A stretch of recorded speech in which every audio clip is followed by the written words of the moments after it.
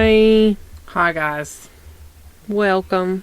My lack of enthusiasm for this one. Welcome to the cults episode. Hopefully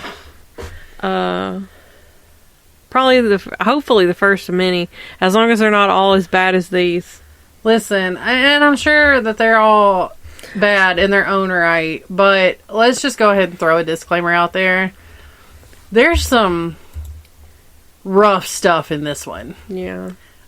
I didn't go as in-depth as I could have gone. I went in depth. Because it made me physically ill. Yeah. And this is the first episode that we've had that I literally was like, I don't want to do this. Yeah. Not because I wasn't interested, but because it bothered me. Yeah. It was your selection, though. I know. You did it to yourself. I was sent a TikTok about this, like, forever ago, and I was like, I didn't fully watch the TikTok, because it was like a 5-minute long TikTok or and something. it probably didn't get into the details. I don't know, because I never went back and rewatched it. Because, like, honestly, on TikTok, like, you can't say certain words, and, like, so... I was like, oh, that sounds kind of cool. I'll do that one. And I think I even suggested the cults episode. Yeah, I think so, but... Because I was like, I want to do this one specific one. I was excited. I was too, until I started reading this. Well. But, so, if you have a weak stomach, if you don't enjoy listening to psychopath bullshit... The F-bomb crazy stuff. The F-bomb will fly this one. Yeah, probably. If you don't want to hear gruesome details, then don't listen to this one. Yeah. We're okay with not getting your download this week. Or if you have, like, some sort of, like... PTSD. That's true. Or, like, I was going to say, like, religious trauma. Yeah. Avoid if you want. If you're okay and you're, like, content enough... and you feel like you can do it, that's on you. But we're warning you ahead of time. This is the disclaimer. Yeah. This is one of those gold star episodes. Yeah, and I think this is another story I mentioned last week that, like, there was a mention of, like, a political aspect to one of my stories. And I think there's also something in this one. So, again, I'll just say I'm not going to expand on it. I'm not going to make it about what I believe. It's just part of the story. So, you ready? You ready to begin? Yeah. I'll start. Okay. So, I'm going to talk about the Love Has Won cult. Sounds nice and pleasant. I mean, have you ever heard of it? Mm-mm. No? Okay. I don't dabble in cults. Well, part of this was a bit high profile at one time. But we'll get into it. Yeah. So, over the course of 13 years, Amy Carlson went from McDonald's supervisor and 3-time divorcee to cult leader, and it still baffles her family. First of all, she called herself Aurora from the First Contact ground crew team, and she said she was here to tell the story of Mother God and planetary ascension. Linda Haythorne, Carlson's mother, said she followed her daughter as she bounced around the country, building her persona as Mother God and accumulating loyal followers. When Amy was a child, her parents divorced and she primarily lived with her father, but a few years later she went to live with her mother and stepfather. The family lived a middle-class life in Texas. Carlson made good grades and sang in the choir at school. Linda said that the only issue she ever saw in her daughter was that she always made poor choices when it came to men. One of the worst being a man that Amy met in 2012. Are you okay over there? Yep. Amy had 3 children and met a man online and left her family in Texas for him. Her mother said it was an abrupt departure when Amy, then 32, left a family Thanksgiving dinner and just never came back. Okay. The man referred to himself as Father God and told Carlson that she was Mother God. Soon after, Amy began talking about spaceships and ascension while she was with him. The man also introduced Amy to the Crestone area, which was long known as a spiritual place that attracts seekers and those who are trying to find healing for their bodies and souls. After a couple of years, Amy left the man and had a succession of other men who became father gods to Amy's mother god. To her followers, Amy was believed to be a 19 billion year old, was to be 19 billion years old and had birthed all of creation. Okay. Despite her young age, the followers also believed that she was the child of former President Donald Trump. She also claimed to have been reincarnated 534 times and even claimed to remember living as Jesus Christ and hanging on the cross. She also made claims to her followers that she had lived as Cleopatra, Joan of Arc, and Marilyn Monroe, just to name a few. Linda followed her daughter's YouTube. I mean, this is just the tippy tip of the iceberg. So Linda followed her daughter's YouTube videos and watched as her beliefs became more and more strange as she became more entrenched as a cult leader. Early on, Amy referred to her followers as the Galactic Federation of Light. For many years, the teachings would appear in group chats and in videos online, but the mission was more like a hippie commune focused on sex, drugs, and a good time. In mid-2018, observers said that things with Amy plunged into a darker, more bizarre world.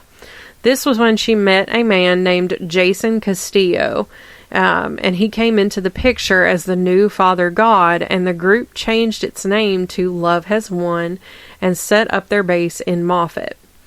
The group had moved around between Colorado, Oregon, California, and Florida. And the members of the cult rented a home in Casita Park, a subdivision in a larger residential area known as Boca Grande. The Boca Grande is considered to be a sacred grounds to the indigenous tribes, and the couple who developed it in the 1970s agreed to preserve space to bring together different religions to promote harmony and peace after the wife said she was visited by a prophet. Over the years, permission would be selectively granted to locate in the area, and Carmelites, Buddhists, and Hindus have built temples and retreats in the area. According to Joanna Terrio, there is a member of the board of the HOA for Boca Grande, and she says that Love Has Won never would have qualified for any of that. And instead, the group found someone to rent them a home, with observers saying that the connection was made because a relative of the property owner had spent time in the cult.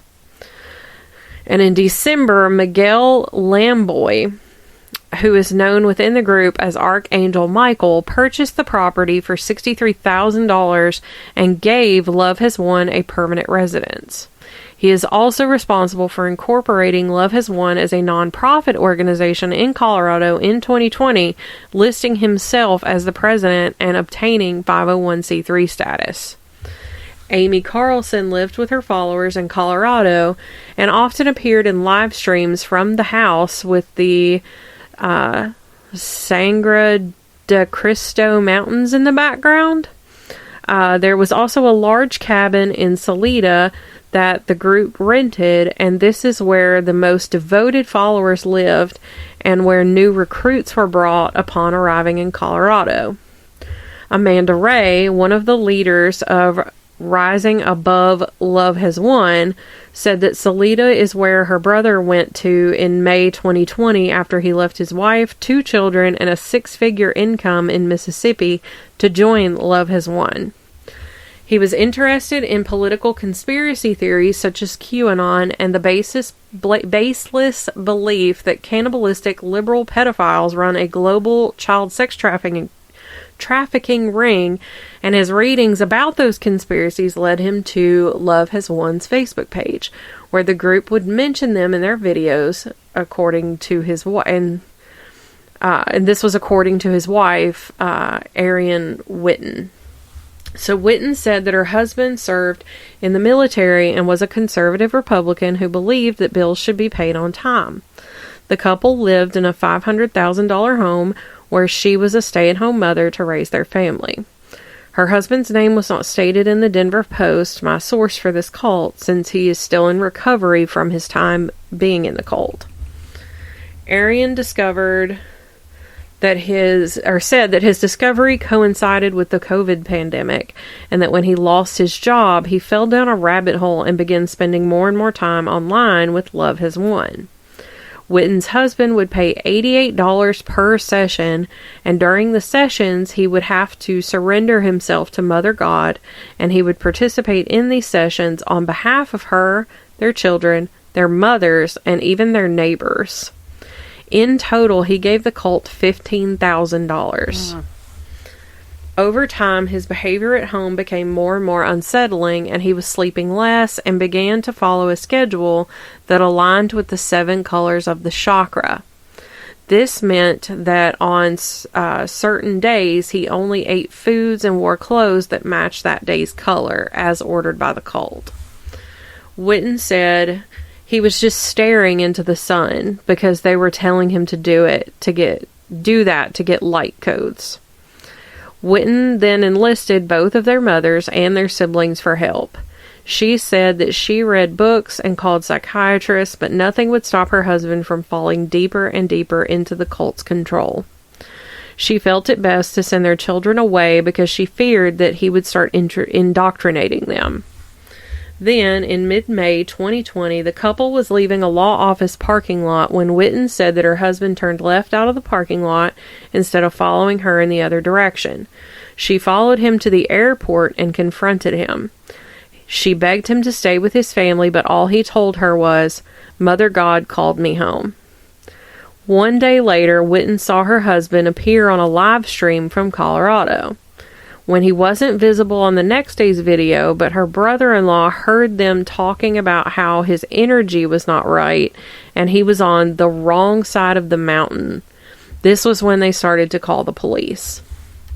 Shortly after, Witten received a phone call from a hospital and a doctor that told her that her husband had been found wandering in the wilderness alone, naked, dehydrated, and with cactus needles in his feet. She said he'd stared at the sun so much he'd burned his eyes terribly.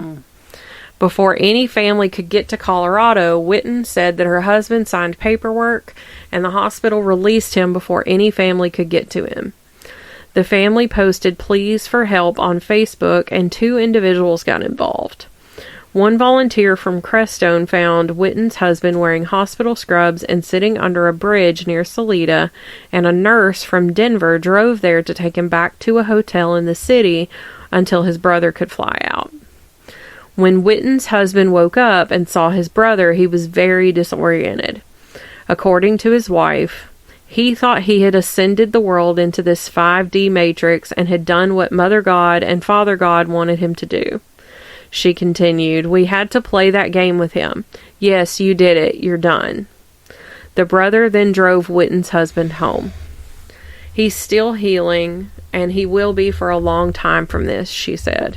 "He has tons of shame, tons of guilt. He just can't believe what he did.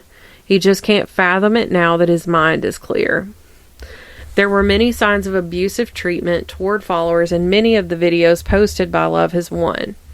Rising above Love Has Won and the operators of a Facebook group called Love Has Won Exposed watched hours of videos and then pull clips to post online to illustrate the abuse. There is one clip that is well known called Chicken Parmesan Saga, in which Carlson is seen berating a follower because he did not bring her chicken parmesan for dinner. She and Castillo scream, swear, threaten, and berate the man as he stands with his head down. "My vision was chicken parmesan," Carlson yells. So the expletive, I don't know what it was, Adams turned around on me and get me meatballs. I didn't say meatballs. I love meatballs, but I didn't, expletive, say that. Chicken parmesan. The following day, the man appeared on a live stream to explain his mistake, and as he is describing how it happened, Castillo can be heard off camera screaming, "Liar, you just lied." According to Amanda Ray and others, this was a daily occurrence. Carlson and Castillo would coerce and control their followers. There were also videos of Amy drunk, slurring, and making bizarre claims, including that she was speaking with deceased comedian Robin Williams. What the? Yeah, when you bring Robin, what did he do to you? You leave him alone. A woman who hasn't seen her daughter since she, the daughter, joined the cult in 2018. And I do not know the mother's name. It wasn't listed anywhere. The girl's mother has followed her daughter via the hours and hours of video on the cult's YouTube channel.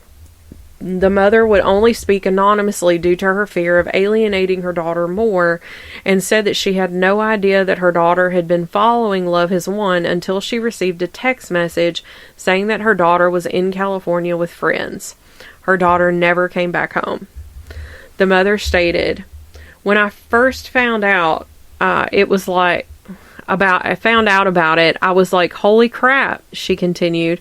"For the first 2 years watching this, Amy said she was going to ascend. We were like, oh my God, she's not. This is a scam." Her daughter spent March to July of 2018 in California, and then she began appearing in videos at the Moffat house. The mother stated that she pled with her daughter to come back home, but her daughter blocked her messages. Her daughter's hair went from being dyed blonde back to its natural brown. She said her daughter had lost so much weight that her clavicles were protruding from her skin, and she had dropped her birth name and began using a name given to her by Love Has Won. Her mother continued, "I thought, great, she has a name change now. That is such a cult thing to do." She would send care packages to her daughter with toilet paper, chicken noodle soup, and peanut butter cups, which were some of her daughter's favorites, to any addresses where she thought her daughter might be. Over the years, the mother called the FBI and the local sheriffs and police departments and requested welfare checks. The last time she requested that this is the second time I've had the same sheriff's department. This was back at I think the Martin it was in the disappearances episode. Sasquatchie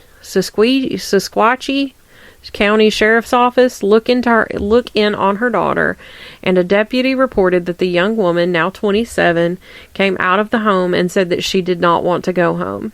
The deputy gave her his card and left, according to the mother. The last time she saw her daughter on video was April 15th, 2021, and she believes that her daughter was broadcasting with another woman at the Salida cabin. Later in April, an FBI agent, whom she had developed a rapport with over the years, called to inform her that Carlson was dead and that they did not know where her daughter was.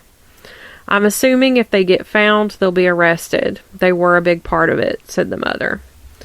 Over the course of the past couple of years, it was stated that Carlson was appearing more and more frail in her videos, and it was believed that she was often drunk or on drugs, and followers would have to carry her to and from chairs and beds.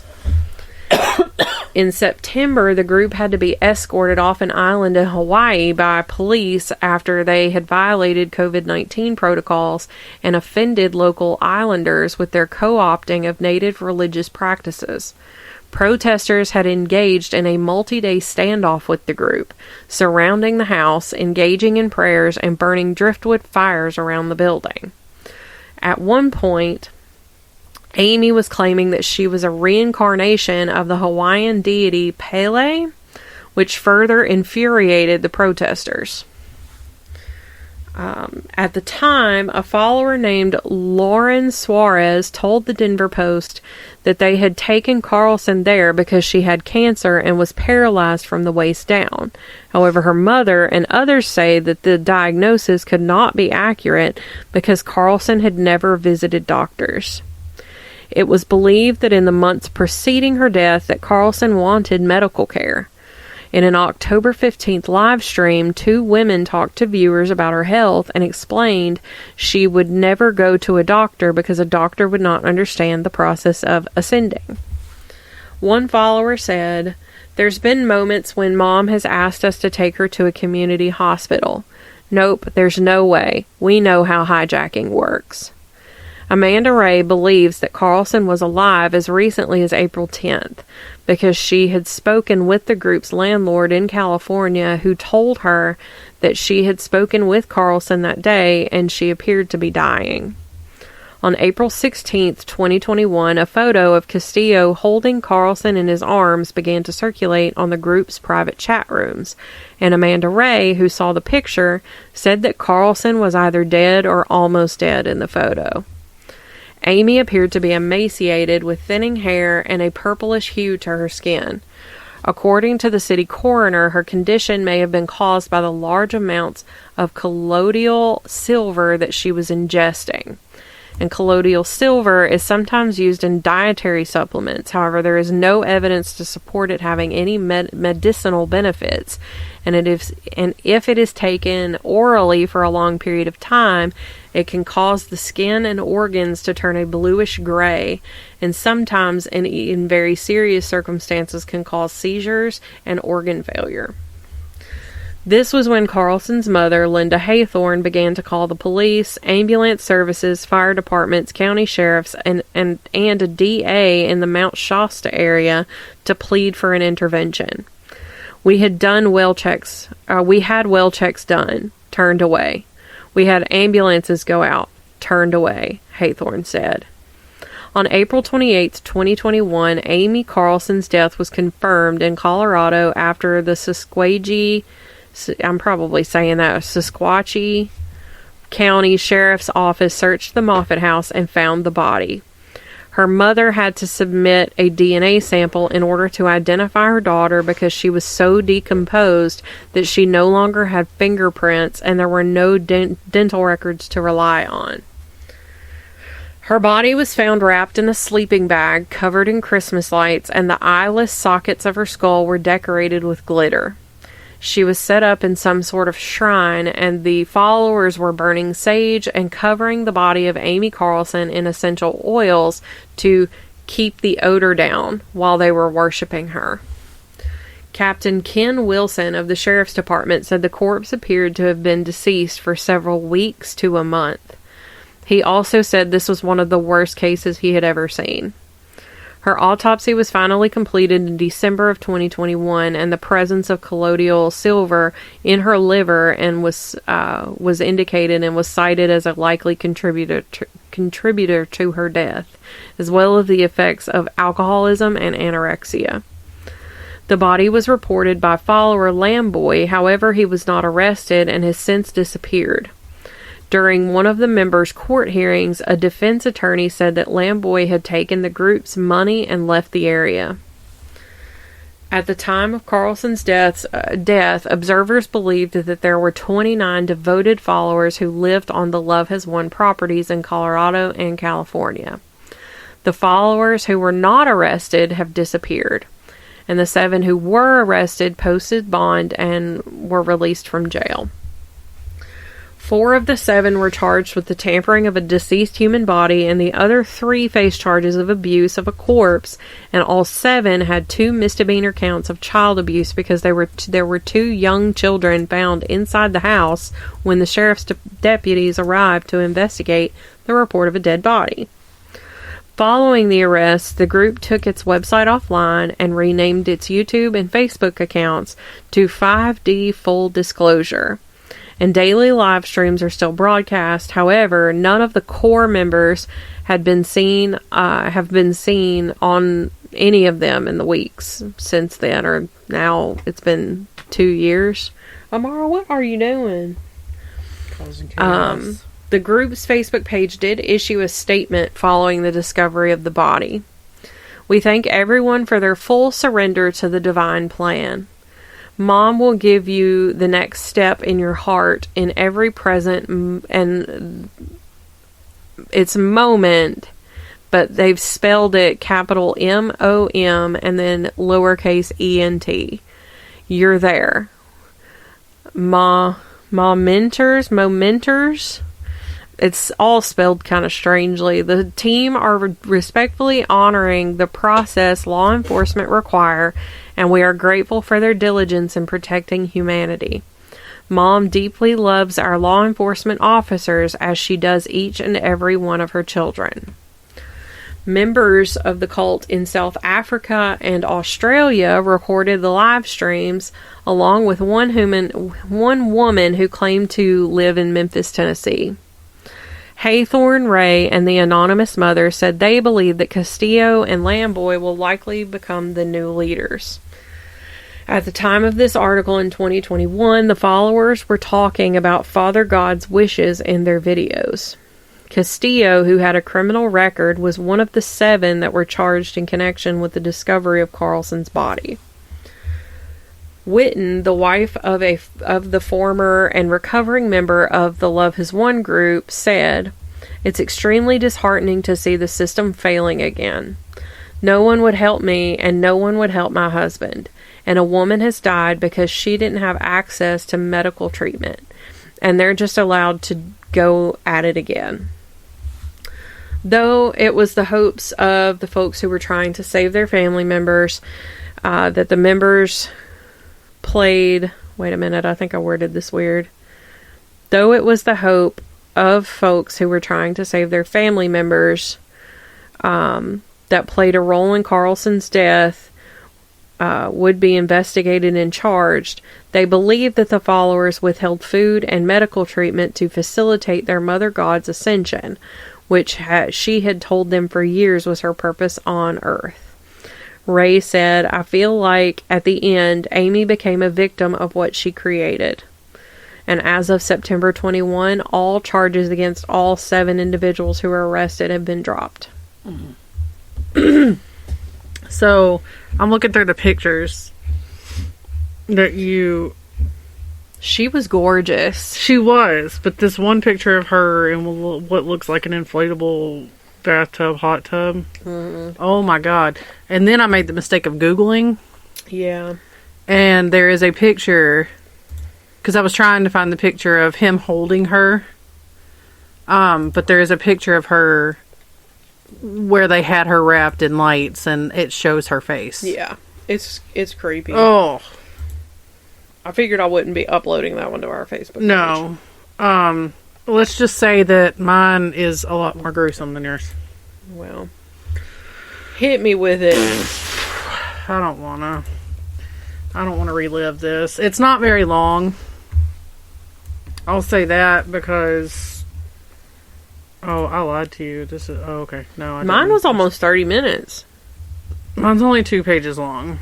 Well, mine was 11. Alright, so I covered the Ant Hill kids. I've had this one on my list of episode topics for a while. I saw something on TikTok about this, and I was like, you know, like I said earlier, I was like, what the fuck? This has to be covered. And as I wrote in my episode, I told you F word was going to be dropped. I just did, but... What I said, I wasn't even paying attention. I'm sorry. What I said in my episode notes here, strap in, fuckers, because if you haven't heard about the Ant Hill kids, you aren't ready. Heads up. Disclaimer: this is one of those gold star episodes. All right, Rock Theriault was the creator of this cult. He was born in Saguenay Valley of Quebec in 1947. As the son of Hyacinthe and Pierrette. I'm sorry if you keep hearing me burp. According to Rock, his father was abusive. At age 13, he dropped out of school and taught himself the Old Testament. He was a believer that the end of the world was coming and that there was a war between good and evil. He converted to Seventh-day Adventist Church after being raised Catholic and lived strictly by those rules. If you're not familiar with that, basically don't put bad shit into your body. No smoking, drinking, and you gotta eat healthy. While he was organizing seminars for the Adventists, he used his charismatic charm to convince a group of people to quit their jobs and follow him in his religious following called the Ant Hill Kids. Now, where did this name come from, you may ask? Well, even if you didn't ask, I'm about to tell you anyway. I didn't ask, but... Well, He named it this because the hard work that they did was like the work that the ants do. Oh, well, that makes sense. Right. Rock decided to shed his own name and became Moses. In 1977, he and his followers formed a commune that they saw as free of sin and stood for equality and unity.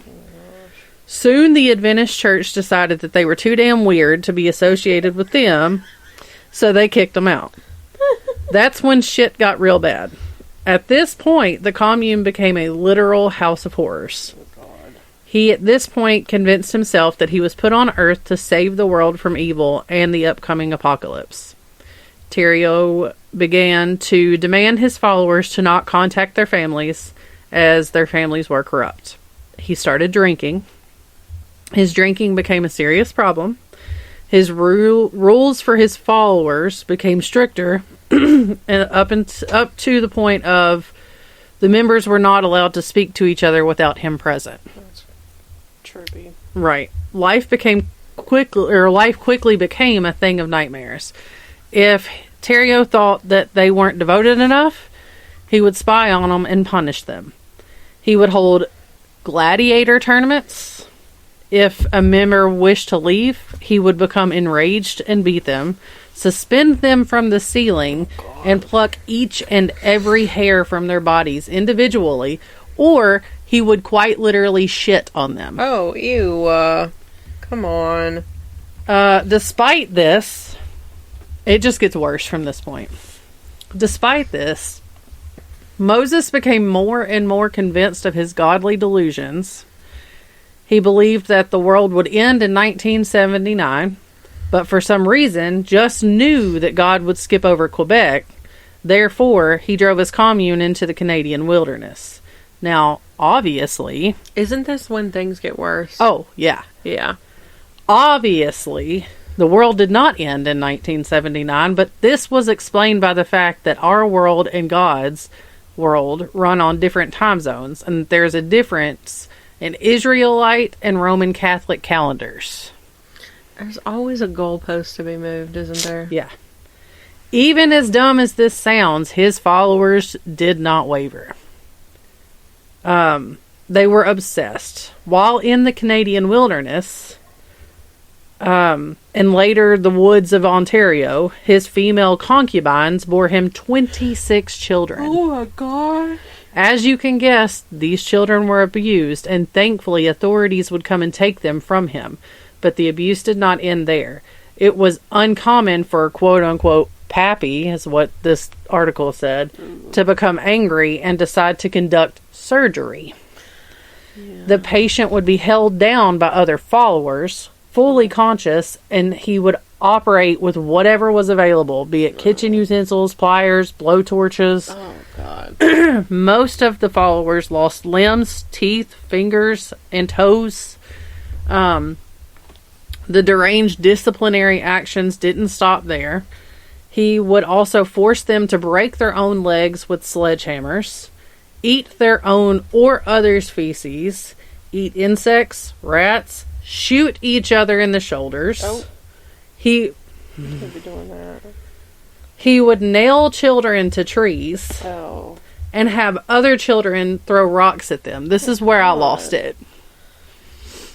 I knew it was bad, but I didn't know it was going to be that bad. He forced followers to sit on lit stoves. Oh. He would have them sit naked in the cold and whip and beat them. There was absolutely no limit. In fact, one of his followers... This one is rough. In fact, one of his followers was complaining of stomach pain. He forced her to lay naked on the kitchen table, punched her in the stomach, performed an enema by shoving a tube up her ass filled with olive oil. Oh. He then cut her stomach open, ripped out parts of her intestines with his bare hands, and forced another member to stitch her up. He then shoved another tube down her throat and made another woman blow air into it. To the surprise of no one, the patient died the next day. Yeah. But don't you know that since he was a prophet, he held the powers of resurrection? Yeah. This quote-unquote resurrection consisted of drilling a hole in the dead woman's skull and having every male member ejaculate into it. Yeah. First of all, how would a man even get up looking at that? I mean, I guess if you're so persuaded by a cult leader. And at that point, how would you even finish? Like, I can't. I don't know. That is. Obviously, this woman didn't come back to life. This was not the only death at his hands, though. At least 2 of his own children were killed. 1, 2-year-old Samuel, was having issues peeing. So Rock cut open his penis, where he would, when he would start crying after the surgery, Rock ordered a follower, Guy Veer, to beat the young boy. The child died from those injuries. Veer was castrated as a punishment for killing the child. The child's body was burned. Another child, who was newborn, was left outside in the middle of a blizzard. This death led to an investigation in 1987, and 14 children were removed and placed into foster homes. However, Children's Aid was only interested in saving the kids and not putting an end to the insanity as a whole. Finally, light was shed on these horrible crimes when Gabrielle Lavalley nearly died. She endured blowtorches held to her genitals. 8 of her teeth were taken out, and a hypodermic needle was broken off into her spine. She had tried to escape, but returned when she determined that she couldn't live without the cult. Her punishment was awful. He cut off one of her fingers, nailed her hand to a table, and amputated her entire arm with a hunting knife. This poor brainwashed girl still did not see this as a good enough reason to actually leave. In fact, she did not decide to finally flee and contact authorities until he amputated parts of her breast and smashed her head in with an axe. Finally, in 1989, Terrio was given a life sentence, and the Anthill kids were finally free. In 2011, his cellmate walked up to a guard station and handed them a knife. He then informed the guards that he had used the knife to slice up Rock, and at the age of 63, Rock had died. He didn't die as he had envisioned that he would, but even after all the fucked up shit he did, followers remained loyal and slaved away to comply with his every whim. Oh my God. I'm glad somebody murdered him in prison. So, I mean, it's not often you say things like that. Right.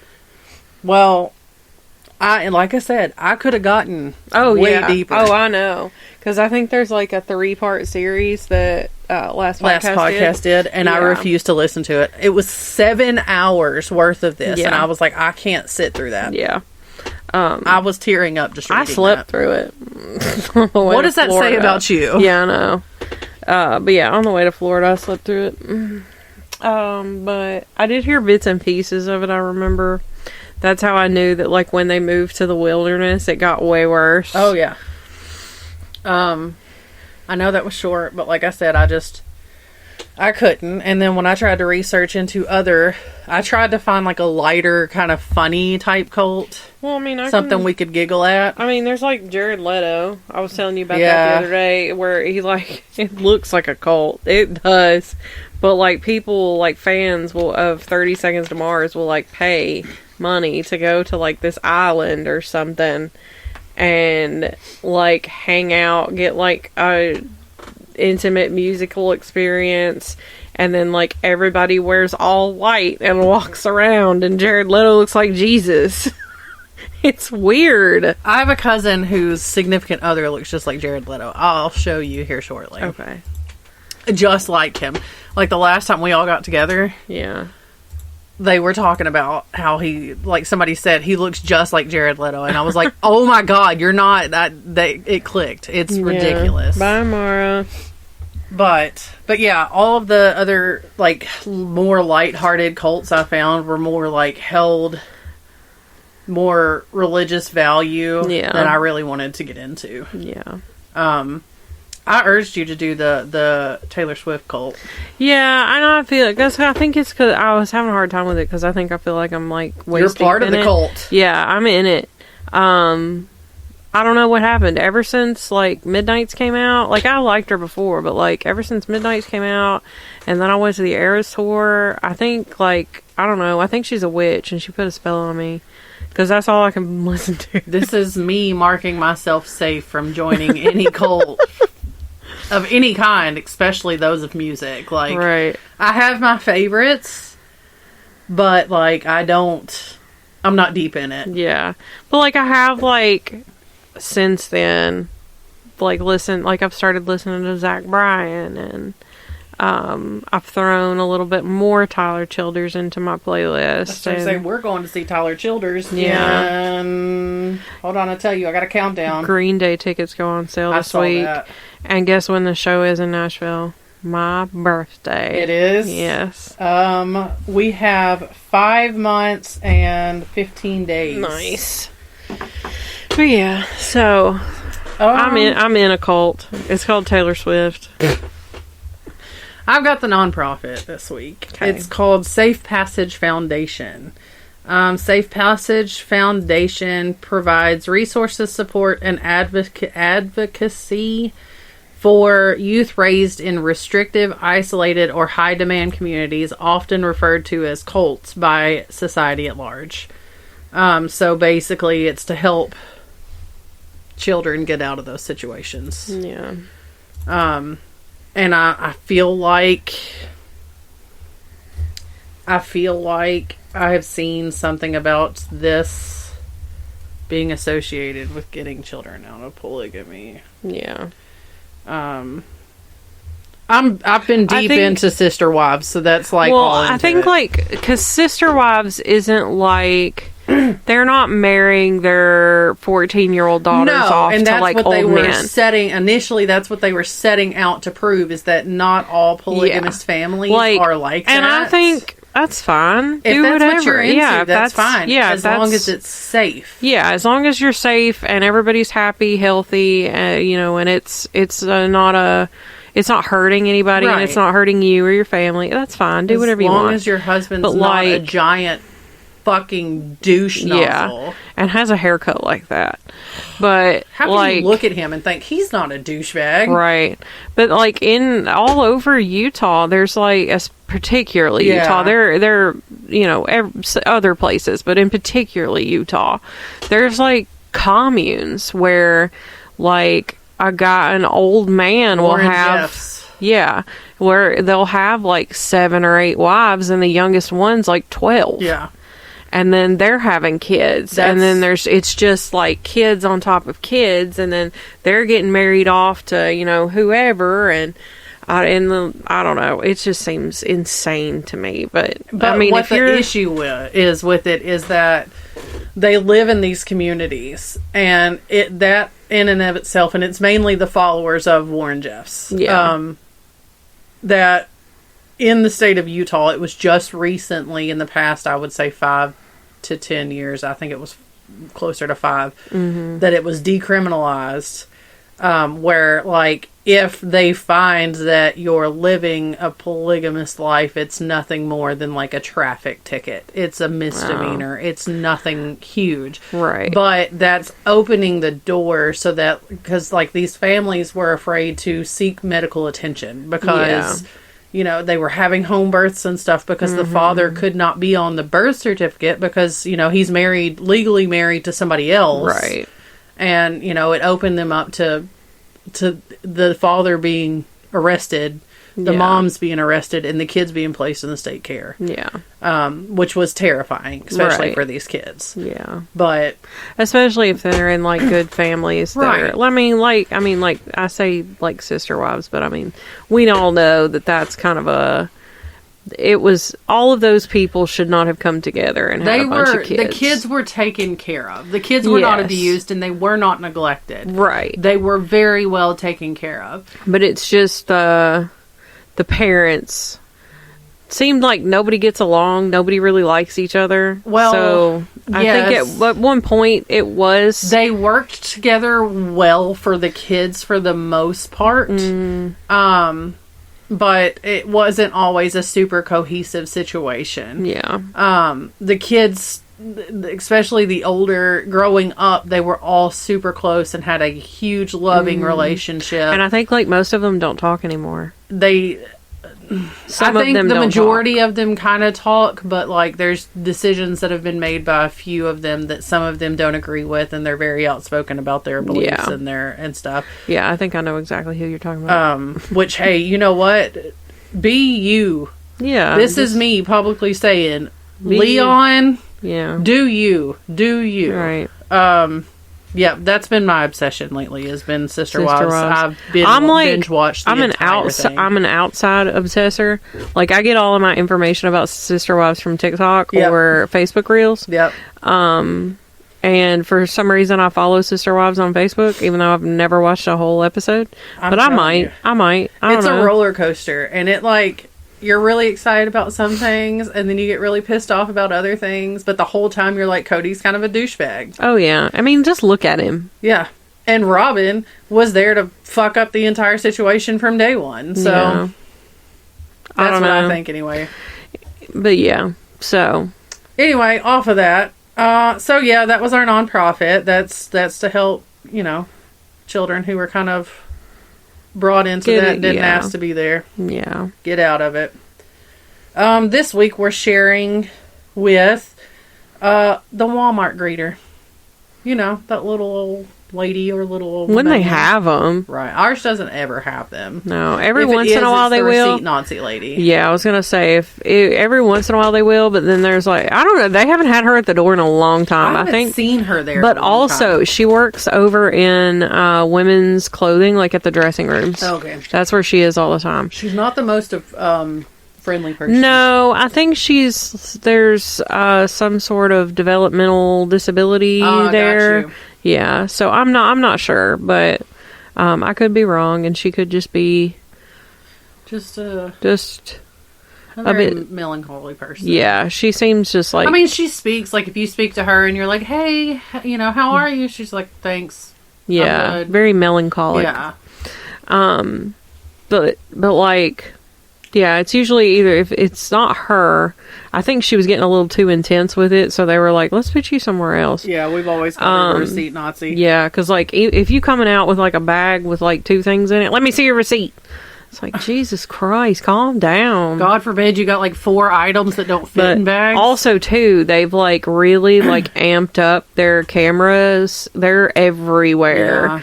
And like, if you forget to scan something in your buggy or you forget to scan something, they know about it. And they're letting you walk out of that store.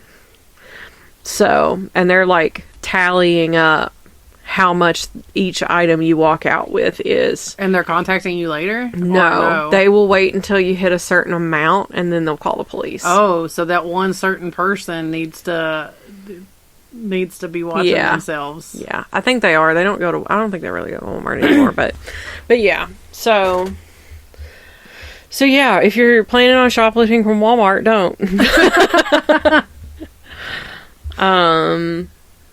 What else? What else do we say? Follow us on Instagram, TikTok, X, Facebook. Email us, wanderersofweird @gmail.com. Aw, Daddy. Making it weird. Let me see. What kind of sound can I add with that? Why'd that sound? Okay. I don't know if that actually even works. It did. Okay. It does. We just don't hear it on our end. I think that's it. Yeah. Send us your stuff. Yeah, send us anything you want to tell us. You can tell us we suck. We won't hurt our feelings much. Yeah, we'll see you next week. Bye. Okay, bye.